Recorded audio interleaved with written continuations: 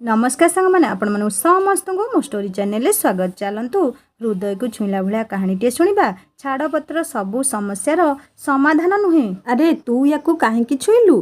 तू कौन जानिनु कि यही सब सीमार सादख्या पूजा सामग्री बोली। आउ यही सबू जिनिस को बांझ स्त्री लोक छुअंती नहीं। सेमाने छुईले ए जिनिस सब अछुआ हो जाए। बांझ स्त्री लोकों छाई पड़िले ए जिनिस अशुभ हो जाए। आउ तू एमिति चाहुनु तो जेमिति तोर पिला छुआ हेउनी सेमिति तो नणंदर भी पिला छुआ न हेउ। एमिति नुहे तो तू मो झीर खुशी देखी पारुनु। हे भगवान कि बेଳରେ मो पुओ आकु भल पाई बाहा हेकि आनिथिला केजाणी।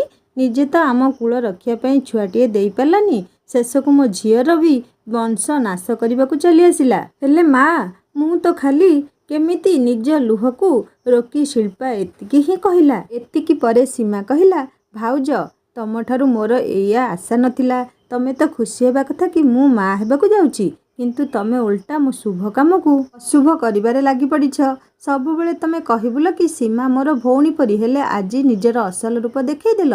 उपरे उपरे भले देखै ही भितरे भितरे चेर काटिबारे लागि पड़िछ। छी भाउज छी, आजी मते तुमको भाउज कहिबाकु भी खराब लागुची।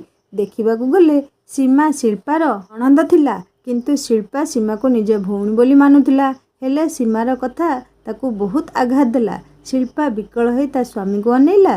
से भाबुथिला कि ता स्वामी ताकू खूब भल पाती। आउ एमितिरे भी तांकर लव मैरेज होइथिला, तेणु से शिल्पा सपक्षरे किछि कहिबे, किंतु सेमिति किछि भी हेलानी। उल्टा से भी शिल्पा को हेले शिल्पा तुमे सीमा को निज भौणी बोली कहूतिल ना, पुणी सीमा साथी एमिति करबाकू तुमको लाज लगुनी? गोटे झील निज सासू नणंदक निंदा बारंबार सह्य करिपरिबो, किंतु जदि ता स्वामी जहाकू से ता निजर सबू किछि अर्पण करि देइथाए, जी ताकू बेदीरे होम निया चारि पाखरे 10 दिगपालंकु साक्षी रखी 7 जन्म जाए साथी रहिबार प्रतिश्रुति देइथाए, से जदि निंदा देला ताहले से झीलटी कौन करिबो? शिल्पा कांदी कांदी रोसई घर चलीगला। से भितरे भितरे जेते कांदिले भी जेते कष्ट पाइले भी घरर सबू काम करबाकू बाध्य। काहेकि ना से गोटे बोहू, आउ बोहू को तार कर्तव्य केबे ओहरी जीवा उचित नुहे। से मने मने कहिला कि मु माँ हेई पालिनी बोली कौन सबु दोष मोर? माँ हेबा कौन खाली स्त्री हाथ रे थाए? एते पढ़ा लेखा परिवार हेई भी एई लोक मानकर चिंताधारा एते नीच हेई पारे केमिति? आउ गोटे कथा, जदि मु बांझ हेबा कारणरू पूजा सामग्री छुई पारिबिनी, ताहेले सेई पूजारे जोग देउथिबा लोक केमिति मो हाथ रंधा खाइबे? से खाइबा केमिति अछुआ हेबनी? खूब आश्चर्य लगुछि एई लोक मानकर व्यवहार देखिकी। शिल्पार सासू जने टीचर थिले, नणंद भी जने बैंक मैनेजर थिले, आउ राहुल भी जने इंजीनियर थिले। तेणु एते शिक्षित परिवार लोक हेई भी सेमानकर आचरण खूब आश्चर्य लगुथिला। पूजा सामग्री को छुईले सेटा केमिति अशुभ हो जीवो। एही सबु कथा शुणिबा शिल्पार देहसुआ हो जाइतिला। प्रति कथारे खुंटा शुणी शुणी शिल्पा पूरा पूरी पत्थर हो जाइतिला। एमिति सबु भाबु भाबु ताकू ता सेही पुराणा दिन कथा गुड़िक मने पड़गला। 8 वर्ष पूर्वर कथा। से दिन बुधवार थाए। प्रथम थर पाई शिल्पा काम करुवा कंपानी तरफरु शिल्पा को प्रेजेंटेशन समस्त को एक्सप्लेन करिया पई कुआ जाइतिला। से दिन शिल्पा बहुत सुंदर भावे निज प्रेजेंटेशन को समस्त को बुझाई देइथिला। आउ सबु ता काम रे इंप्रेस हो जाइतिले। सेठी प्रथम थर पाई राहुल शिल्पा को देखिला, आउ से तार दीवाना हो जाइतिला। शिल्पा कौनसी गुण रे कम नथिला। तार कथा खुआ ढळ ढळ आखि, लाल टुकटुक ओठ, गोरा देह, घन कला केश, सते जेपरी से स्वर्गरू ओल्हेई आसुथिबा परिटिए परी लागुथिला। से रूपरे जेमिति गुणरे भी सेमिति थिला। से तार काम को बहुत प्राधान्य देउथिला। से बहुत कम समय बहुत किछि हासिल करितिला।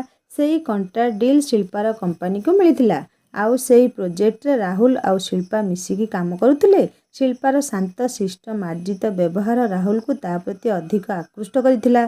शिल्पा भी राहुल केयरिंग नेचर ता पर्सनालिटी रे बहुत अट्रैक्ट हो जाइथिला। न चाहिबी से राहुल ता भावना भीतर को चली आसुथिला। से दिन थाए राहुल बर्थडे। राहुल से दिन गोटे छोट पार्टी रखिथिला। से पार्टी को तार सह काम करुथिबा सबू एम्प्लॉइज मानकू इनवाइट करथिला। समस्तक सह शिल्पा भी से पार्टी को आसीथिला। से दिन पार्टी सरिया पर राहुल समस्तक सामने शिल्पा को प्रपोज करथिला। शिल्पा को ए सब स्वप्न परि लागुथिला। हठात ता सामने ता स्वप्नर मनीष ताकू प्रपोज करुछि। ए सब देखि ता आखिरु लुह झरी पड़िला। आउ से राहुल प्रपोजल को एक्सेप्ट करदेला। କିଛି ଦିନ ପରେ ଦୁଇ ପରିବାରର ସହମତିରେ ବୈଦିକ ରୀତିରେ ଦୁହିଁଙ୍କର ବିବାହ ସମ୍ପନ୍ନ ହେଲା। ଶିଳ୍ପା ପ୍ରତି ତା ଶାଶୁ ଶ୍ୱଶୁର ନଣନ୍ଦଙ୍କ ବ୍ୟବହାର ବହୁତ ଭଲ ଥିଲା। ରାହୁଲ ବି ତାକୁ ବହୁତ ଭଲ ପାଉଥିଲେ। ତାର ସବୁ ଦରକାରୀ ଜିନିଷ ତା କହିବା ଆଗରୁ ଆଣି ଦେଉଥିଲେ।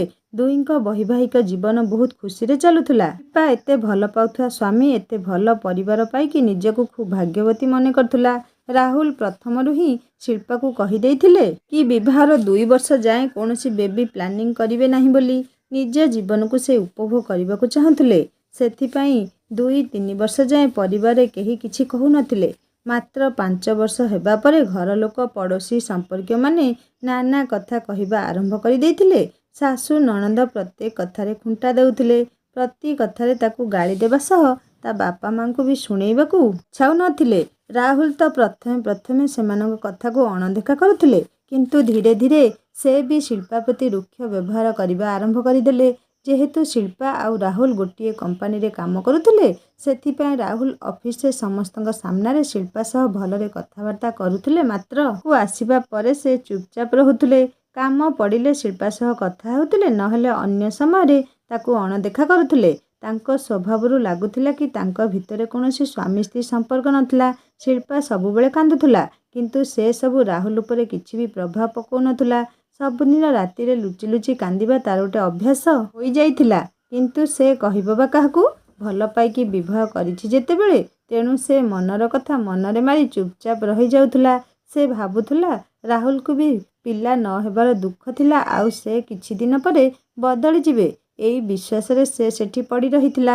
ଆଜି ଥିଲା ଶିଳ୍ପା ଆଉ ରାହୁଲଙ୍କର 8ମ ମ୍ୟାରେଜ ଆନିଭର୍ସରୀ।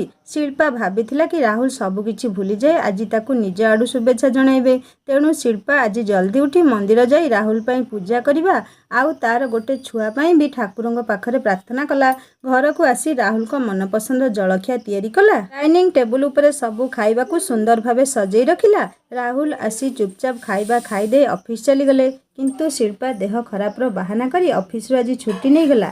କାହିଁକି ନା ସେ ରାତି ପାଇଁ ଡିନର ଭଲରେ ତିଆରି କରିବା ସହ ବେଡରୁମ୍ ଭଲରେ ସଜେଇ ରାହୁଲକୁ ସରପ୍ରାଇଜ ଦେବାକୁ ଚାହୁଁଥିଲା। କିନ୍ତୁ ରାହୁଲ ତା ଦେହ ଖରାପ କଥା ଶୁଣି ବି କିଛି ନ କହି ସେଠୁ ଅଫିସ ଚାଲିଗଲେ। ସେ ସବୁ ଆୟୋଜନ ପରେ ସନ୍ଧ୍ୟାରେ ଯେତେବେଳେ ରାହୁଲ ଘରକୁ ଆସିଲେ, ଥରେ ବି ହେଲେ ଶିଳ୍ପା ଆଡ଼କୁ ଚାହିଁଲେନି କି ତା ଦେହ ଭଲ ଅଛି କି ନାହିଁ ପଚାରିଲେନି। ଶିଳ୍ପା ଭାବିଲା ବୋଧହୁଏ ମନେ ନାହିଁ ଆନିଭର୍ସରୀ କଥା। ବେଡରୁମ୍ର ବି ଏତେ ସାଜସଜ୍ଜା ଦେଖିକି ବୋଧେ ସେ ଶୁଭେଚ୍ଛା ଜଣାଇବେ। କିନ୍ତୁ ସେ ବେଡରୁମ୍ର ସାଜସଜ୍ଜା ଦେଖିକି ବି କିଛି କହିଲେନି, ଓଲଟା ବସି ଚୁପଚାପ ଫୋନ୍ ଦେଖିବାରେ ଲାଗିଲେ। ଅଫିସରୁ ଆସି ଫୋନ୍ ଦେଖିବା ତାଙ୍କ ନିତିଦିନିଆ ରୁଟିନ୍ ପାଲଟି ଯାଇଥିଲା। ଏସବୁ ଦେଖିକି ତାକୁ ବହୁତ କଷ୍ଟ ହେଉଥିଲା। ବା ନିଜ ଆଡ଼ୁ ଯାଇ ରାହୁଲକୁ ବିବାହ ବାର୍ଷିକର ଶୁଭେଚ୍ଛା ଜଣାଇଲା, କିନ୍ତୁ ରାହୁଲ ଏବେ ବି ଚୁପ୍ ଥିଲା, ଯେମିତିକି ତାକୁ ଏସବୁରେ କିଛି ବି ଫରକ ପଡ଼ୁନି। ଶିଳ୍ପା ତା ପାଇଁ ଥାଇକି ବି ନଥିଲା ପରି ଥିଲା। ଧୀରେ ଧୀରେ ଶିଳ୍ପାର ବି ସହିବାର ଶକ୍ତି କମି କମି ଯାଉଥିଲା। ଶିଳ୍ପା ରାହୁଲକୁ କହିଲା, ମୁଁ ତୁମକୁ କିଛି କହୁଛି ରାହୁଲ, ତୁମକୁ ଶୁଭୁଛି କି ନାହିଁ? ଆଜି ଆମର ବିବାହ ବାର୍ଷିକ। ତମେ ସେଇଟା ଭୁଲିଗଲ କେମିତି ଯେ? ରାହୁଲ ଚିଲେଇକି କହିଲା। ସେ ଅଶୁଭ ଦିନକୁ ମୁଁ କେମିତି ଭୁଲି ଯାଇପାରିବି? ଯେଉଁଦିନ କିଛି ନ ବୁଝି ନ ସୁଝି ଜଣେ ବାଞ୍ଝ ସ୍ତ୍ରୀକୁ ମୋ ବେକରେ ଛନ୍ଦି ଦେଇଥିଲି। ଗୋଟେ କାଳ ଗ୍ରହକୁ ମୋ ଜୀବନକୁ ମୁଁ ନିଜେ ହିଁ ଆଣିଥିଲି, ଯିଏକି ମୋ ବଂଶ ରକ୍ଷା କରିବା ପାଇଁ ସନ୍ତାନଟିଏ ଦେଇପାରୁନି। ସେ ଦିନକୁ ମୁଁ ଏତେ ଜଲ୍ଦି ଭୁଲିବି କେମିତି? ରାହୁଲର କଥା ଶିଳ୍ପାକୁ ବହୁତ କଷ୍ଟ ଦେଉଥିଲା। ତା ଆଖିରୁ ଲୁହ ଝରି ପଡ଼ିଲା। ସେ ଭାବିଥିଲା କ'ଣ ଆଉ ତା ସହ ହେଉଛି କ'ଣ? ସେ ଭାବୁଥିଲା କି ରାହୁଲ ଘର ଲୋକଙ୍କ କଥା ଶୁଣି ତାକୁ ଅଣଦେଖା କରୁଛି, କିନ୍ତୁ ସେ କ'ଣ ଜାଣିଥିଲା କି ରାହୁଲ ଏବେ ତାକୁ ଘୃଣା କରୁଛି ବୋଲି? ଏତେ ସବୁ କଥା ଶୁଣିଲା ପରେ ବି ଶିଳ୍ପା ରାହୁଲକୁ ବୁଝାଇବାରେ ଲାଗୁଥିଲା। ଶିଳ୍ପା କାନ୍ଦି କାନ୍ଦି ରାହୁଲକୁ କହିଲା, ଦେଖ ରାହୁଲ, ଆମେ ଅନାଥ ଆଶ୍ରମରୁ ଗୋଟେ ଛୁଆ ଆଣି ପାଳିବା। ତାକୁ ଆମେ ଆମ ନାଁ ଦେବା। ଏମିତିରେ ତାକୁ ଗୋଟେ ପରିବାର ମିଳିଯିବ, ଆଉ ଆମକୁ ଗୋଟେ ସନ୍ତାନ। ରାହୁଲ କହିଲା, ତମକୁ କେତେଥର ମନା କଲା ପରେ ତମେ ବୁଝିବ କି ଅନ୍ୟ କୌଣସି ଜାରଜ ଛୁଆକୁ ମୁଁ ଆପଣେଇ ପାରିବିନି। ମୋତେ ମୋ ନିଜ ରକ୍ତର ସନ୍ତାନ ଦରକାର, ଯାହା ଦେହରେ ମୋ ରକ୍ତ ବହୁଥିବ, ଏଇ ବଂଶର ରକ୍ତ ବହୁଥିବ। କିନ୍ତୁ ତମେ ତ ମୋତେ ଛୁଆଟିଏ ଦେବାକୁ ଅସମର୍ଥ, ଗୋଟେ ବାଞ୍ଝ ତମେ। ଶିଳ୍ପା ଆଖିରୁ ସେମିତି ଲୁହ ବହି ଚାଲିଥିଲା। ସେ ସେମିତି କାନ୍ଦି କାନ୍ଦି କହିଲା, ରାହୁଲ, ତମେ ଏମିତି କେମିତି କହିପାରୁଛ? ତମେ ସେଇ ରାହୁଲ ନା, ଯିଏ ସବୁବେଳେ ମୋ ସାଥିରେ ରହିବ ବୋଲି ମୋତେ ପ୍ରତିଶ୍ରୁତି ଦେଇଥିଲା? ମୋ ଆଖିରେ କେବେ ଲୁହ ହେବନି ବୋଲି ହୋମନିଆ ଆଗରେ ଶପଥ ନେଇଥିଲ? ତମେ ଏତେ ବଦଳିଗଲ କେମିତି ରାହୁଲ? କେମିତି ମୋତେ ଏତେ କଷ୍ଟ ଦେଲା ପରି କଥା କହିପାରୁଛ? ସେ ପୁଣି ଆମ ବିବାହ ବାର୍ଷିକ ଦିନ? ରାହୁଲ ଟିକେ ତାଚ୍ଛଲ୍ୟ ହସି କହିଲେ, ଆରେ ଆରେ, ଶିଳ୍ପା, ଆଜି ଆମର ଅଷ୍ଟମ ବିବାହ ବାର୍ଷିକ। ଆଉ ତୁମେ ମୋ ପାଇଁ ଯେତେବେଳେ ଏତେ ସବୁ କରିଛ, ମୋର ବି ମୋ ପାଇଁ କିଛି କର୍ତ୍ତବ୍ୟ ଅଛି ନା। ସେଥିପାଇଁ ମୁଁ ତୁମ ପାଇଁ ଗୋଟେ ସୁନ୍ଦର ଉପହାର ଆଣିଛି, ଯାହା ତୁମକୁ ବହୁତ ଖୁସି ଦେବ। ଶିଳ୍ପା ଏକଦମ ଆଶ୍ଚର୍ଯ୍ୟ ହୋଇଗଲା। ଯେଉଁ ଲୋକ ଏଇ ଟିକେ ଆଗରୁ ମୋତେ ଏତେ କଟୁ କଥା କହୁଥିଲା, ସେ ଏତେ ଶୀଘ୍ର ବଦଳିଗଲା କେମିତି? ଶିଳ୍ପା ଆଶ୍ଚର୍ଯ୍ୟ ହେଇକି ରାହୁଲକୁ ଦେଖୁଥିଲା। ସେ ରାହୁଲକୁ କହିଲା, ତମେ ମୋ ପାଇଁ କି ଉପହାର ଆଣିଛ? ରାହୁଲ କିଛି ନ କହି ଡ୍ରୟର ପାଖକୁ ଗଲା ଆଉ ଗୋଟେ ଲଫାଫା ଆଣି ଶିଳ୍ପା ହାତରେ ଧରେଇଦେଲା। ଶିଳ୍ପା ଉତ୍ସୁକତାର ସହ ସେ ଲଫାଫାଟିକୁ ଖୋଲିଲା। ଆଉ ତା ଭିତରେ ଯାହା ଦେଖିଲା, ତା ମୁଣ୍ଡ ଘୁରେଇ ଦେଲା। ଚାରିଆଡ଼େ ଅନ୍ଧାର ଦେଖାଦେଲା। ଶିଳ୍ପା ତଳେ ଗୁମ୍ ହେଇକି ବସି ପଡ଼ିଲା। ସେ ଲଫାଫା ଭିତରେ ତା ବର୍ବାଦୀର ଜିନିଷ ଥିଲା। ସେଇଟା ଛାଡ଼ପତ୍ରର ନୋଟିସ୍ ଥିଲା। ଶିଳ୍ପା ହାତରେ ଥିଲା ଛାଡ଼ପତ୍ରର ନୋଟିସ୍। ତାର ଏବେ ବି ବିଶ୍ୱାସ ହେଉନଥିଲା କି ରାହୁଲ ତାକୁ ଛାଡ଼ପତ୍ର ନୋଟିସ୍ ଦେଇଛନ୍ତି ବୋଲି। ଯେଉଁ ରାହୁଲ ତାକୁ ବହୁତ ଭଲ ପାଆନ୍ତି ବୋଲି ଚାରିଆଡ଼େ ନାଗରା ବଜାଉଥିଲେ। ପବିତ୍ର ହୋମନିଆ ଚାରିପଟେ 10 ଦିଗପାଳଙ୍କୁ ସାକ୍ଷୀ ରଖି ତାର ସବୁ ପରିସ୍ଥିତିରେ ସାଥିରେ ରହିବାର ପ୍ରତିଶ୍ରୁତି ଦେଇଥିଲେ। ସେ ଆଜି ତାଙ୍କୁ ଗୋଟେ ଛୁଆ ଦେଇପାରିଲାନି ବୋଲି ତାକୁ ଛାଡ଼ପତ୍ର ଦେଉଛନ୍ତି। ସେ ପୁଣି ତାଙ୍କ ବିବାହ ବାର୍ଷିକ ଦିନ। ଏହି କଥାକୁ ସେ ବିଶ୍ୱାସ କରିପାରୁନଥିଲା। ଶିଳ୍ପା ଆଖି ଆଗରେ ଅନ୍ଧାର ଛାଇ ଯାଉଥିଲା। ରାହୁଲ ଆଉ ସିଏ ବିତେଇଥିବା ସବୁ ଖୁସିର ମୁହୂର୍ତ୍ତ ତା ଆଖି ଆଗକୁ ଚାଲି ଆସୁଥିଲା। ତାପରେ ରାହୁଲ କହିଲେ, ଦେଖ ଶିଳ୍ପା, ଏସବୁ କଥା ଶୁଣି ଶୁଣି ମୁଁ ଥକି ପଡ଼ିଲିଣି। ମୋତେ ମୋ ନିଜ ରକ୍ତର ସନ୍ତାନ ଦରକାର। ମୁଁ ବି ବହୁତ ଆକୁଳ ହେଉଛି ଛୁଆଟିଏ ପାଇବା ପାଇଁ। ହେଲେ ତମେ ମୋତେ ପିଲାଟିଏ ଦେବାକୁ ଅସମର୍ଥ। ମୁଁ ଚାହୁଁନି କି ଆମ ବଂଶ ଏମିତି ବୁଡ଼ିଯାଉ ବୋଲି। ସବୁଦିନ ଏଇ ଗୋଟିଏ କଥାକୁ ନେଇ ଘରେ ଅଶାନ୍ତି ସୃଷ୍ଟି ହେଉଛି। ସେଥିପାଇଁ ମୁଁ ତୁମକୁ ଛାଡ଼ପତ୍ର ଦେବାକୁ ବାଧ୍ୟ ହେଉଛି। ତୁମେ ଯଦି ଚାହୁଁଛ ତାହେଲେ ଏଥିରେ ଦସ୍ତଖତ କରି ଆପୋଷ ବୁଝାମଣାରେ ଛାଡ଼ପତ୍ର ହେଇଯିବ, ନହେଲେ ତୁମେ କୋର୍ଟକୁ ବି ୟାକୁ ନେଇପାରିବ। ହେଲେ ମୋର ଶେଷ କଥା କି ମୁଁ ତୁମ ସହ ରହିପାରିବିନି। ଶିଳ୍ପାକୁ ଏସବୁ ଶୁଣି ବହୁତ କଷ୍ଟ ହେଉଥିଲା। ସେ ବି ଆଉ କ'ଣ କରିପାରିବ? ନିଜ ଛାତିରେ ପଥର ରଖି ସେ ସେଇ କାଗଜରେ ଦସ୍ତଖତ କରିଦେଲା। କାରଣ ଯେଉଁ ଲୋକ ହୃଦୟରେ ତା ପାଇଁ ଭଲ ପାଇବା ନାହିଁ, ସମ୍ମାନ ନାହିଁ, ସେ ସେଇ ଲୋକ ପାଖରେ ରହିବାର କିଛି କାରଣ ନାହିଁ। ସେଥିପାଇଁ ସେ ସେଇ ରାତିରେ ରାହୁଲର ଘର ଛାଡ଼ି ଚାଲି ଆସିଲା। ବା କିଛି ଦିନ ପରେ ଚେଷ୍ଟା କରି ତା ଟ୍ରାନ୍ସଫର ଅନ୍ୟ ଏକ ବ୍ରାଞ୍ଚକୁ କରାଇଦେଲା। କାହିଁକି ନା ଗୋଟେ ଅଫିସରେ କାମ କଲେ ସବୁଦିନ ରାହୁଲ ସହ ତାର ଭେଟ ହେବ। ଆଉ ତାକୁ ସେଇ ପୁରୁଣା କଥା ତାର ମନେ ପଡ଼ିବ। ଆଉ ତାକୁ ବେଶୀ ବେଶୀ କଷ୍ଟ ହେବ। ସେଥିପାଇଁ ସେ ସମସ୍ତଙ୍କ ଠାରୁ ନିଜକୁ ଦୂରେଇ ରଖୁଥିଲା। ଆଉ ନିଜକୁ ସବୁବେଳେ କାମରେ ବ୍ୟସ୍ତ ରଖୁଥିଲା। ଯେମିତି କାମ ଚାପରେ ସେ ସବୁ ନକାରାତ୍ମକ କଥାକୁ ମନେ ନ ପକେଇବ। ରାହୁଲ ବି ଏଇ ସୁଯୋଗକୁ ଚାହିଁ ବସିଥିଲେ। ଶିଳ୍ପାକୁ ଛାଡ଼ପତ୍ର ଦେବାର ଗୋଟେ ମାସ ପରେ ହିଁ ସେ ଦ୍ୱିତୀୟ ବିବାହ କରିଦେଲେ। ଆଉ ଠିକ୍ ବର୍ଷେ ପରେ ତାଙ୍କର ଗୋଟେ ପୁଅଟେ ଜନ୍ମ ହେଲା। ସେ ନିଜେ ହିଁ ତାଙ୍କ ପୁଅ ହେବା ଖବର ମୋତେ ଦେଇଥିଲେ। ସେ ମୋତେ ନିଚା ଦେଖେଇବା ପାଇଁ ଗୋଟେ ପାର୍ଟିର ଆୟୋଜନ କରିଥିଲେ। ଆଉ ମୋତେ ଆସିବା ପାଇଁ ବି ନିମନ୍ତ୍ରଣ କରିଥିଲେ। ସେ ବୋଧେ ଗର୍ବରେ ମୋତେ ତାଙ୍କ ପୁଅକୁ ଦେଖେଇବାକୁ ଚାହୁଁଥିଲେ। ନିର୍ଦ୍ଧାରିତ ଦିନ ଶିଳ୍ପା ସେ ପାର୍ଟିରେ ପହଞ୍ଚିଗଲା। ଶିଳ୍ପାକୁ ଦେଖିବା ମାତ୍ରେ ହିଁ ରାହୁଲ ଶିଳ୍ପା ପାଖକୁ ଚାଲି ଆସିଲା ଆଉ କହିଲା, ଦେଖିଲ ଶିଳ୍ପା, ତୁମକୁ ଛାଡ଼ପତ୍ର ଦେବାର ନିଷ୍ପତ୍ତି ମୋର ସମ୍ପୂର୍ଣ୍ଣ ଠିକ୍ ଥିଲା। ଆଉ ଦେଖ, ଆଜି ମୁଁ ବାପା ହେଇଗଲି। ତୁମେ ହିଁ ଥିଲ ମୋ ଜୀବନର ସବୁ ଅଶାନ୍ତିର କାରଣ। ତୁମେ ମୋ ଜୀବନରୁ ଦୂରେଇ ଯିବା ପରେ ମୋ ଜୀବନ ପୁଣି ଥରେ ହସ ଖୁସିରେ ଭରିଯାଇଛି। ହେଲେ ଶିଳ୍ପାକୁ ଏସବୁ କଥା ଶୁଣି କିଛି ବି ଫରକ ପଡ଼ୁନଥିଲା। କାହିଁକି ନା ସେ ଏବେ ରାହୁଲକୁ ଗୋଟେ ବଡ଼ ସତ୍ୟ ସହ ସାମ୍ନା କରିବାକୁ ଯାଉଥିଲା, ଯାହା ଶୁଣି ରାହୁଲର ସବୁ ଖୁସି ପାଣିରେ ମିଳେଇଯିବ। ସେଇଥିପାଇଁ ସେ ଚୁପଚାପ ବସି ରାହୁଲର ସବୁ କଥା ଶୁଣି ଚାଲିଥିଲା। ଏବେ ଶିଳ୍ପା ରାହୁଲକୁ ଗୋଟେ ଶକ୍ତ ଝଟକା ଦେବାକୁ ଯାଉଥିଲା। ଏମିତି ଗୋଟେ ସତ କଥା ସହ ସାମ୍ନା କରିବାକୁ ଯାଉଥିଲା, ଯାହା ରାହୁଲ କେବେ ବି ତାଙ୍କ ସ୍ୱପ୍ନରେ ସୁଦ୍ଧା ଭାବିପାରି ନଥିବେ। ଏକ କଥା ଶୁଣି ସାରିବା ପରେ ଶିଳ୍ପା ତାଙ୍କୁ କହିଲା, ରାହୁଲ, ତୁମକୁ ବାପା ହେବାର ଅନେକ ଅନେକ ଶୁଭେଚ୍ଛା ଓ ଶୁଭକାମନା। ତୁମର ଏତେ ବଡ଼ ଭବ୍ୟ ପାର୍ଟିରେ ମୋତେ ନିମନ୍ତ୍ରଣ କରିଥିବାରୁ ମୋତେ ବହୁତ ଖୁସି ଲାଗୁଛି। ତୁମ ପୁଅ ହେବା ଖୁସିରେ ମୋ ତରଫରୁ ଏଇ ଛୋଟ ଉପହାରଟା ଗ୍ରହଣ କର। ଏତିକି କହିକି ଶିଳ୍ପା ରାହୁଲକୁ ଗୋଟେ ଲଫାଫା ବଢ଼େଇ ଦେଲା। ସେ ଲଫାଫାକୁ ଦେଖି ରାହୁଲକୁ ବହୁତ ବଡ଼ ଝଟକା ଲାଗିଲା। ଆଶ୍ଚର୍ଯ୍ୟ ହୋଇ ରାହୁଲ ଶିଳ୍ପା ହାତରୁ ସେ ଲଫାଫାଟିକୁ ନେଇଗଲେ। କାହିଁକି ନା ସେ ବି ଏମିତି ତାଙ୍କ ବିବାହ ବାର୍ଷିକ ଦିନ ଶିଳ୍ପାକୁ ଗୋଟେ ଲଫାଫା ଦେଇଥିଲେ, ଯେଉଁଥିରେ ଛାଡ଼ପତ୍ର ନୋଟିସ୍ ଥିଲା। ତେଣୁ ଏଇ ଲଫାଫାରେ ଶିଳ୍ପା ଏମିତି କ'ଣ ଦେଇଥାଇପାରେ ଭାବିକି ସେ ସେଇ ଲଫାଫାଟିକୁ ଖୋଲିଲେ। ସେହି ସମୟରେ ରାହୁଲଙ୍କ ଦ୍ୱିତୀୟ ସ୍ତ୍ରୀ ବି ସେଠାକୁ ଆସି ସେମାନଙ୍କ କଥା ଶୁଣୁଥିଲା। ରାହୁଲ ଯେମିତି ସେ ଲଫାଫାଟିକୁ ଖୋଲିଲେ, ସେତେବେଳେ ତାଙ୍କ ମୁଣ୍ଡ ଘୁରେଇ ଦେଲା। ଶୀତ ଦିନର ଏସି ରୁମ୍ରେ ବି ତାଙ୍କ ଦେହରୁ ଗମ ଗମ ଝାଳ ବାହାରୁଥିଲା। ରାହୁଲକୁ ଏମିତି ଦେଖି ତାଙ୍କ ଦ୍ୱିତୀୟ ସ୍ତ୍ରୀ ତାଙ୍କ ହାତରୁ ସେ ଲଫାଫାରେ ଥିବା କାଗଜକୁ ଦେଖିଲେ। ସେ ବି ଯେମିତି ସେ କାଗଜକୁ ଦେଖିଲେ ସେ ବି ଡରରେ ଥରିବାକୁ ଲାଗିଲା। କାରଣ ସେହି ଲଫାଫା ଭିତରେ ଥିଲା ରାହୁଲଙ୍କର ମେଡ଼ିକାଲ ରିପୋର୍ଟ, ଯେଉଁଥିରେ ସ୍ପଷ୍ଟ ଲେଖା ଥିଲା କି ରାହୁଲ କେବେ ବି ବାପା ହୋଇପାରିବେ ନାହିଁ। ରାହୁଲ ନିଜ ଉପରେ ନିୟନ୍ତ୍ରଣ ରଖି ତାଙ୍କ ଦ୍ୱିତୀୟ ସ୍ତ୍ରୀଙ୍କୁ ଅନେଇଲେ। ଦେଖିଲେ କି ସେ ଜଣେ ଦୋଷୀ ପରି ତାଙ୍କ ମୁଣ୍ଡ ତଳ କରି ଠିଆ ହୋଇଛନ୍ତି। ତାଙ୍କ ମୁହଁକୁ ଦେଖି ରାହୁଲକୁ ବି ସବୁ କଥା ସ୍ପଷ୍ଟ ଜଣାପଡ଼ୁଥିଲା। ତାପରେ ଶିଳ୍ପା ରାହୁଲକୁ କହିଲା, ରାହୁଲ, ତୁମର ବହୁତ ଇଚ୍ଛା ଥିଲା ନା ତୁମ ନିଜ ରକ୍ତର ପିଲା କରିବାର, ଏହି ବଂଶକୁ ନିଜ ରକ୍ତର ସନ୍ତାନକୁ ଉତ୍ତରାଧିକାରୀ ଦେବାର? ତୁମ ମାଆଙ୍କର ବି ବହୁତ ଇଚ୍ଛା ଥିଲା ନା ନିଜ ରକ୍ତର ନାତି ନାତୁଣୀମାନଙ୍କ ସହ ଖେଳିବାର? ଏବେ ମୁଁ ଦେଖିବି କି ତୁମେ ଏବେ ଅନ୍ୟ କାହା ପିଲାକୁ ନିଜର କରୁଛ କି ନାହିଁ, ଅନ୍ୟ କାହା ରକ୍ତର ପିଲାକୁ ଏଇ ବଂଶର ଉତ୍ତରାଧିକାରୀ ମାନିବ କି ନାହିଁ। ଏତିକି କହିକି ଶିଳ୍ପା ସେଠୁ କାନ୍ଦି କାନ୍ଦି ଚାଲି ଆସିଲା। ଶିଳ୍ପା ଚାଲି ଆସିବା ପରେ ରାହୁଲ ସେଠି ବସି ପଛ କଥା ସବୁ ଭାବିବାକୁ ଲାଗିଲା କି କେମିତି ସେ ଶିଳ୍ପାକୁ ଗାଳି ଦେଉଥିଲା, କେତେ କଷ୍ଟ ଦେଉଥିଲା। ଶିଳ୍ପା ବି ନିଜର ଦୋଷ ନଥାଇକି ବି ସବୁ କଥା ମୁଣ୍ଡ ପୋତି ସହି ଯାଉଥିଲା। ଏବେ ରାହୁଲକୁ ଶିଳ୍ପାର ଭଲ ପାଇବା, ତାର ଯତ୍ନ ସବୁ ମନେ ପଡ଼ିଯାଉଥିଲା। ରାହୁଲ ବୁଝିପାରୁ ନଥିଲା କି ଏସବୁ କେମିତି ହେଲା। ସେ ଆଜିର ରାତି ପାହିବାର ଅପେକ୍ଷା କରୁଥିଲା। କେମିତି ଆଜି ରାତି ପାହିବ ଆଉ ସେ ସକାଳୁ ଯାଇ ଶିଳ୍ପା ସହ ଏସବୁ ବିଷୟରେ କଥା ହେବ। ଦେହ ଅସୁସ୍ଥ ଥିବାରୁ ବେଶୀ ସମୟ ଲେଖିପାରୁନି, ସେଥିପାଇଁ ସମସ୍ତଙ୍କଠାରୁ କ୍ଷମା ମାଗୁଛି। ପରଦିନ ସକାଳେ ରାହୁଲ ଆଉ ତାଙ୍କ ମା ମୁଁ ରହୁଥିବା ଭଡ଼ା ଘରକୁ ଆସିଲେ। ସେମାନଙ୍କ ମୁହଁ ଦେଖି ଲାଗୁଥିଲା କି ସେମାନେ ନିଜ କୃତ କର୍ମ ପାଇଁ ଖୁବ୍ ଲଜ୍ଜିତ ଥିଲେ ବୋଲି। ଅନେକ ସମୟ ଚୁପ୍ ରହିବା ପରେ ରାହୁଲ କହିଲେ, ଶିଳ୍ପା, ସେ ମେଡ଼ିକାଲ ରିପୋର୍ଟ? ବା କହିଲା, ରାହୁଲ, ତୁମର ମନେ ଥିବ କି ଆମେ ପିଲା ପାଇଁ ଚେଷ୍ଟା କଲା ପରେ ଯେବେ ବାରମ୍ବାର ବିଫଳ ହେଲେ ସେତେବେଳେ ତୁମେ ମୋତେ କହିଲ କି ତୁମର ଜଣେ ସାଙ୍ଗ ଏଠି ପାଖରେ ତାଙ୍କର କ୍ଲିନିକ୍ ଖୋଲିଛନ୍ତି, ସେ ଜଣେ ସ୍ତ୍ରୀଲୋକ ବିଶେଷଜ୍ଞ ବୋଲି। ସେଥିପାଇଁ ତାଙ୍କ ପାଖରେ ଆମେ ଦୁହେଁ ପରୀକ୍ଷା କରିବାକୁ ଯାଇଥିଲେ। ହେଲେ କିଛି କାରଣବଶତଃ ତୁମେ ରିପୋର୍ଟ ଆଣିବାକୁ ଯାଇପାରି ନଥିଲ। ମୁଁ ଯାଇକି ସେ ରିପୋର୍ଟ ଆଣିଥିଲି। ରାହୁଲ କହିଲା, ହଁ ହଁ ମୋର ମନେ ଅଛି, କିନ୍ତୁ ତୁମେ ତ ସେତେବେଳେ ଘରେ ଆସିକି କହିଲ କି ସମସ୍ୟା ତୁମ ପାଖରେ ଅଛି ବୋଲି। କିନ୍ତୁ ଏ ରିପୋର୍ଟରେ ତ ସମସ୍ୟା ମୋ ପାଖରେ ଅଛି ବୋଲି ଲେଖା ହେଇଛି। ତମେ ସେତେବେଳେ ମିଛ କାହିଁକି କହିଥିଲ? ତମ ପାଖରେ କିଛି ଦୋଷ ନଥାଇ ବି କାହିଁକି ଏତେ ବର୍ଷ ହେଲାଣି ସମସ୍ତଙ୍କଠାରୁ ନିନ୍ଦା ଅପବାଦ ଶୁଣିଲ? ମୁଁ ବି ତମକୁ ବହୁତ କଷ୍ଟ ଦେଇଛି, ତଥାପି କାହିଁକି ତୁମେ ଚୁପଚାପ ସବୁ ଶୁଣିକି ସହିଲ?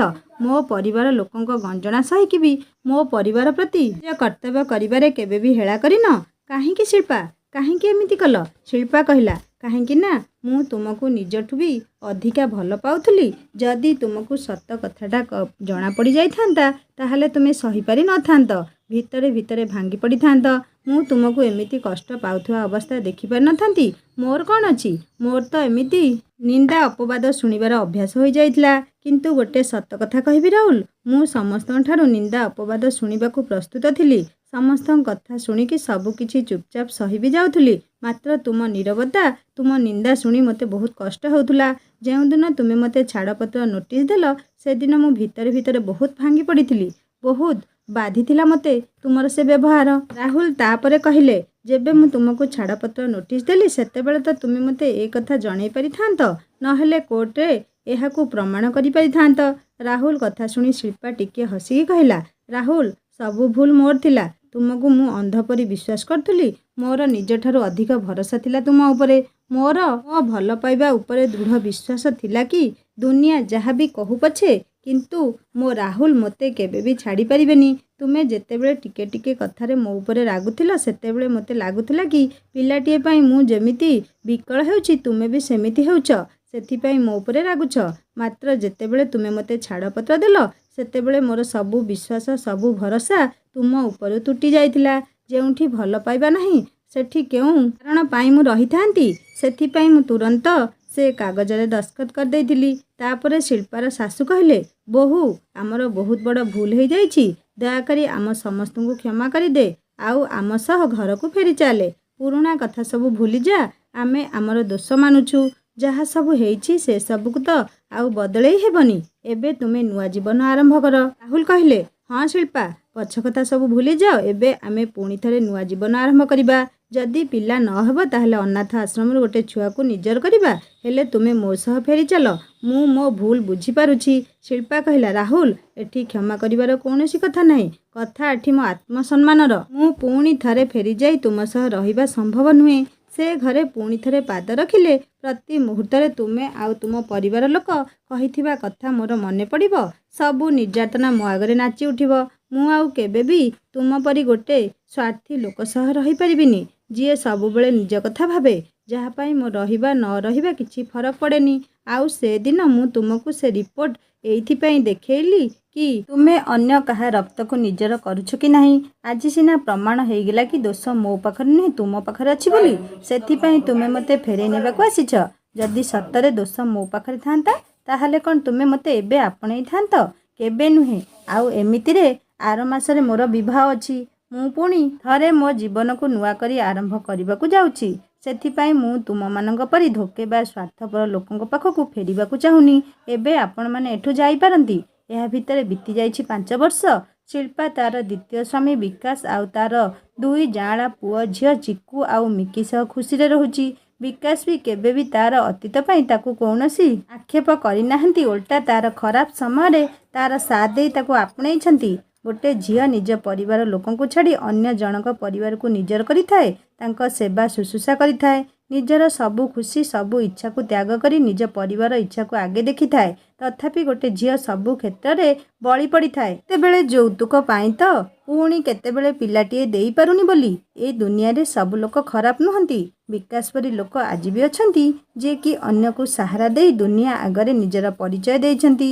ଆଉ ରାହୁଲ ପରି କିଛି ଲୋକ ଅଛନ୍ତି ଯେଉଁମାନେ ସ୍ତ୍ରୀ ଲୋକଙ୍କୁ ଗୋଟେ ପିଲା କରିବାର ମେସିନ୍ ବୋଲି ଭାବନ୍ତି। ସତ ଭଲ ପାଇବା ଖୁବ୍ କମ୍ ଲୋକଙ୍କୁ ହିଁ ମିଳିଥାଏ। ସାଙ୍ଗମାନେ, କାହାଣୀଟିକୁ ଏଇଠି ସମାପ୍ତ କରୁଛି। କାହାଣୀଟି କେମିତି ଲାଗିଲା ମୋତେ ନିଶ୍ଚୟ କମେଣ୍ଟ କରି ଜଣାଇବେ। ଯଦି ଭଲ ଲାଗିଥାଏ ଲାଇକ୍ ଟିକେ କରିବେ, ସାଙ୍ଗମାନଙ୍କ ସହିତ ସେୟାର କରିବେ। ଆଉ ଯଦି ମୋ ଚ୍ୟାନେଲରେ ନୂଆ ଅଛନ୍ତି ତାହେଲେ ସବସ୍କ୍ରାଇବ୍ କରି ବେଲ୍ ଆଇକନ୍ ଦବାଇ ଦେବେ। ପୁଣି ଆସିବି ଆଉ ଗୋଟେ ନୂଆ କାହାଣୀ ନେଇ। ରହୁଛି। ନମସ୍କାର। ଜୟ ଜଗନ୍ନାଥ।